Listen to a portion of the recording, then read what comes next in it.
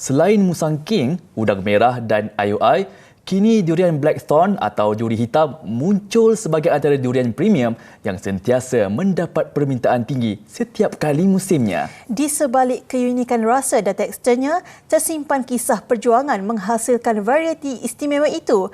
Wartawan Fatin Hanani Sahimi mendekati individu yang membangunkan duri hitam dalam segmen Potret Inspirasi.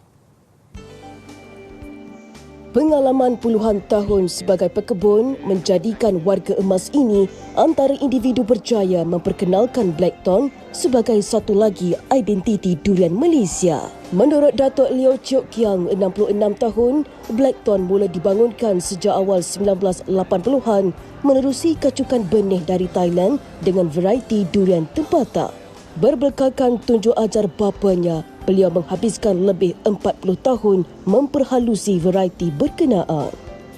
Duri hitam, ya itu semua nak bikin sarang itu durian. Mereka bikin sarang itu durian, semua hitam-hitam. Orang kata duri hitam. Mereka itu dia bukan itu pokoknya. Silap dia bukan itu pokok.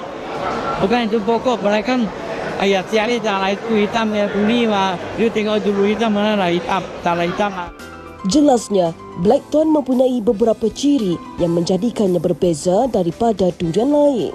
Nombor satu dia warna tasik. Yang kedua dia duri, dia isi adui. Dia wangi, dia dalam pokok tua dia wangi maya kuat. Lagi lepai macam. Generasi ketiga dari Sungai Baung, Jawi Pulau Pinang itu ditemui di ibu negara dalam satu pameran pelbagai varieti durian.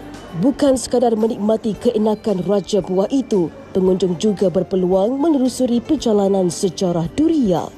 Selalunya kalau kita datang durian kan, selalunya kita risau sikit sebab kadang-kadang kita pergi kedai durian kat tepi jalan, dia macam takut ada apa-apa kan. Sini dia dah cantik, buat kasar cantik. So dia macam kita bawa pelancong ke sini, saya rasa tak ada malu lah.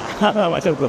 I personally think orang yang tak suka durian pun bila dia masuk kat sini, dari dia nampak environment, dia nampak produk yang dia jual, ada besar akan like durian. Pokok durian Raja Kunyit atau Musang King dipercayai ditanam di Pulau Raya Tanah Merah Kelantan dan replika batu peringatan asal-usul ini dibina bagi memperingati sejarah dan warisan Raja Buah negara ini.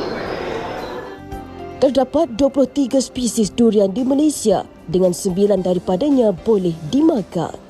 Fatin Hanani Sahimi melaporkan.